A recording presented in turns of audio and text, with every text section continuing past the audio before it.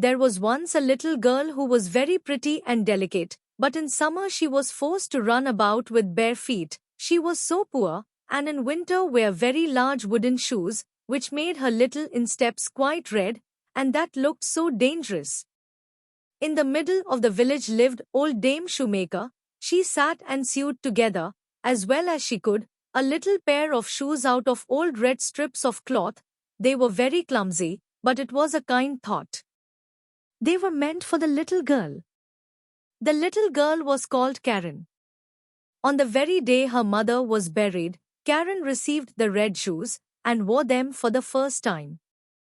They were certainly not intended for mourning, but she had no others, and with stockingless feet she followed the poor straw coffin in them.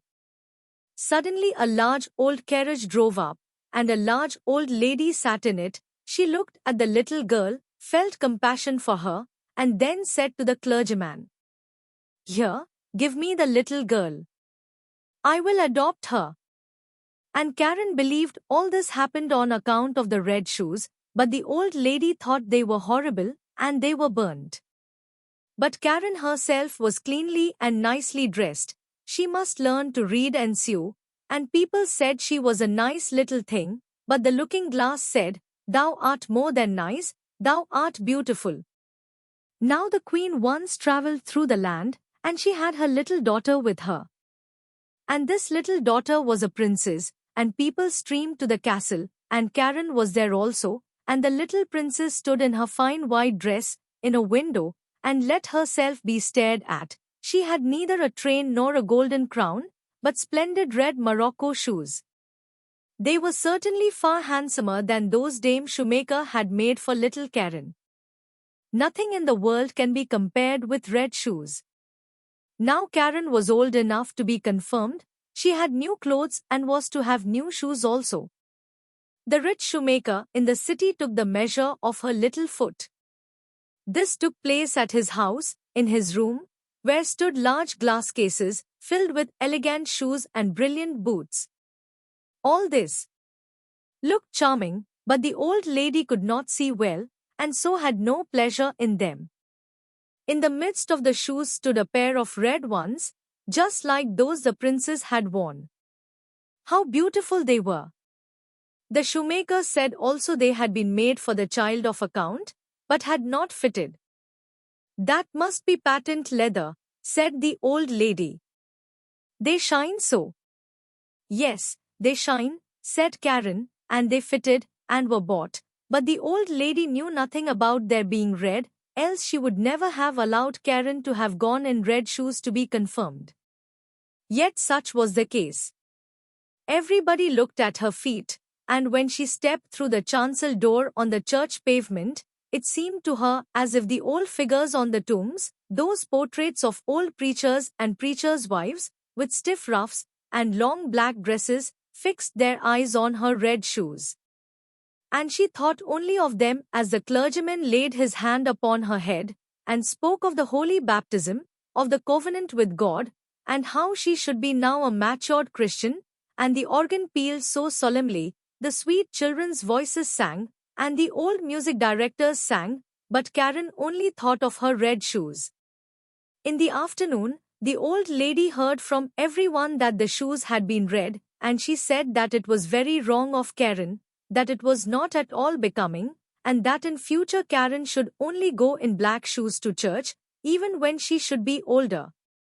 The next Sunday there was the sacrament, and Karen looked at the black shoes, looked at the red ones, looked at them again, and put on the red shoes. The sun shone gloriously. Karen and the old lady walked along the path through the corn. It was rather dusty there. At the church door stood an old soldier with a crutch, and with a wonderfully long beard, which was more red than white, and he bowed to the ground, and asked the old lady whether he might dust her shoes. And Karen stretched out her little foot. "See, what beautiful dancing shoes," said the soldier. "Sit firm when you dance," and he put his hand out towards the soles. And the old lady gave the old soldier alms, and went into the church with Karen. And all the people in the church looked at Karen's red shoes, and all the pictures, and as Karen knelt before the altar and raised the cup to her lips, she only thought of the red shoes, and they seemed to swim in it, and she forgot to sing her psalm, and she forgot to pray, "Our Father in heaven." Now all the people went out of church, and the old lady got into her carriage. Karen raised her foot to get in after her, when the old soldier said, "Look, what beautiful dancing shoes!" And Karen could not help dancing a step or two, and when she began her feet continued to dance, it was just as though the shoes had power over them. She danced round the church corner, she could not leave off, the coachman was obliged to run after and catch hold of her, and he lifted her in the carriage, but her feet continued to dance so that she trod on the old lady dreadfully. At length she took the shoes off, and then her legs had peace. The shoes were placed in a closet at home, but Karen could not avoid looking at them. Now the old lady was sick, and it was said she could not recover. She must be nursed and waited upon, and there was no one whose duty it was so much as Karen's. But there was a great ball in the city, to which Karen was invited. She looked at the old lady, who could not recover, she looked at the red shoes, and she thought there could be no sin in it. She put on the red shoes, she might do that also, she thought. But then she went to the ball and began to dance. When she wanted to dance to the right, the shoes would dance to the left, and when she wanted to dance up the room, the shoes danced back again, down the steps, into the street, and out of the city gate. She danced, and was forced to dance straight out into the gloomy wood. Then it was suddenly light up among the trees, and she fancied it must be the moon, for there was a face, but it was the old soldier with the red beard. He sat there, nodded his head, and said, "Look, what beautiful dancing shoes." Then she was terrified, and wanted to fling off the red shoes, but they clung fast, and she pulled down her stockings, but the shoes seemed to have grown to her feet.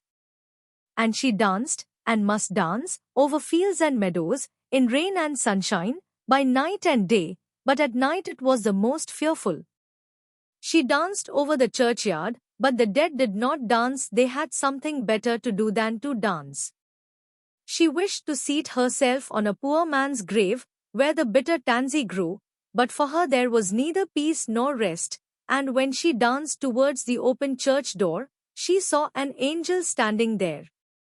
He wore long, white garments, he had wings which reached from his shoulders to the earth, his countenance was severe and grave, and in his hand he held a sword, broad and glittering. "Dance shalt thou," said he.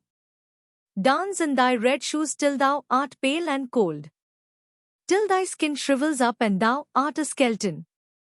Dance shalt thou from door to door, and where proud, vain children dwell, thou shalt knock, that they may hear thee and tremble. Dance shalt thou." "Mercy," cried Karen. But she did not hear the angel's reply, for the shoes carried her through the gate into the fields, across roads and bridges, and she must keep ever dancing. One morning she danced past a door which she well knew. Within sounded a psalm, a coffin, decked with flowers, was borne forth. Then she knew that the old lady was dead, and felt that she was abandoned by all, and condemned by the angel of God. She danced, and she was forced to dance through the gloomy night. The shoes carried her over stack and stone, she was torn till she bled, she danced over the heath till she came to a little house. Here, she knew, dwelt the executioner, and she tapped with her fingers at the window, and said, "Come out. Come out. I cannot come in, for I am forced to dance." And the executioner said, "Thou dost not know who I am, I fancy? I strike bad people's heads off, and I hear that my axe rings." "Don't strike my head off," said Karen. "Then I can't repent of my sins. But strike off my feet in the red shoes."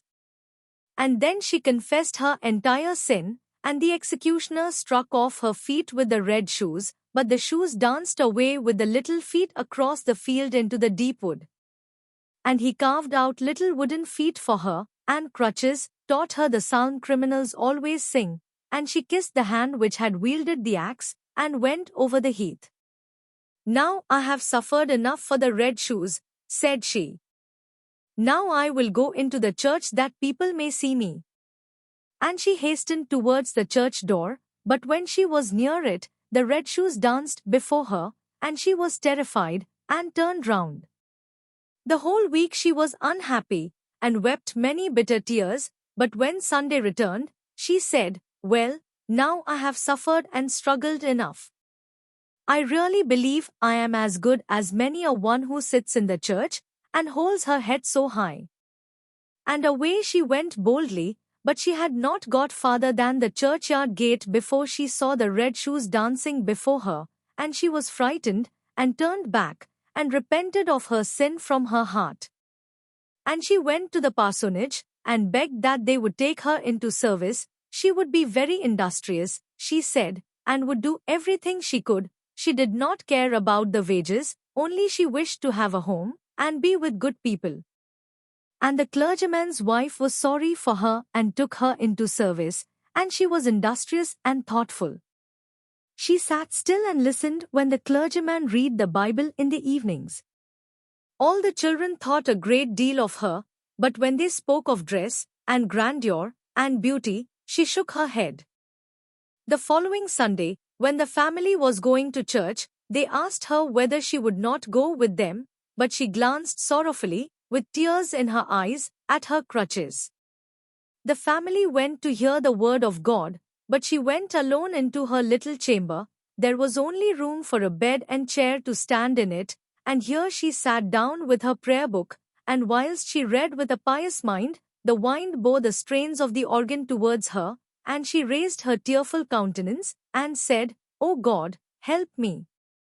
And the sun shone so clearly, and straight before her stood the angel of God in white garments, the same she had seen that night at the church door, but he no longer carried the sharp sword, but in its stead a splendid green spray, full of roses. And he touched the ceiling with the spray, and the ceiling rose so high, and where he had touched it there gleamed a golden star. And he touched the walls, and they widened out, and she saw the organ which was playing. She saw the old pictures of the preachers and the preachers' wives. The congregation sat in cushioned seats, and sang out of their prayer books. For the church itself had come to the poor girl in her narrow chamber, or else she had come into the church. She sat in the pew with the clergyman's family, and when they had ended the psalm and looked up, they nodded and said, "It is right that thou art come." "It was through mercy," she said. And the organ pealed, and the children's voices in the choir sounded so sweet and soft. The clear sunshine streamed so warmly through the window into the pew where Karen sat. Her heart was so full of sunshine, peace, and joy that it broke. Her soul flew on the sunshine to God, and there no one asked after the red shoes. The end. If you like video, PLS like and subscribe.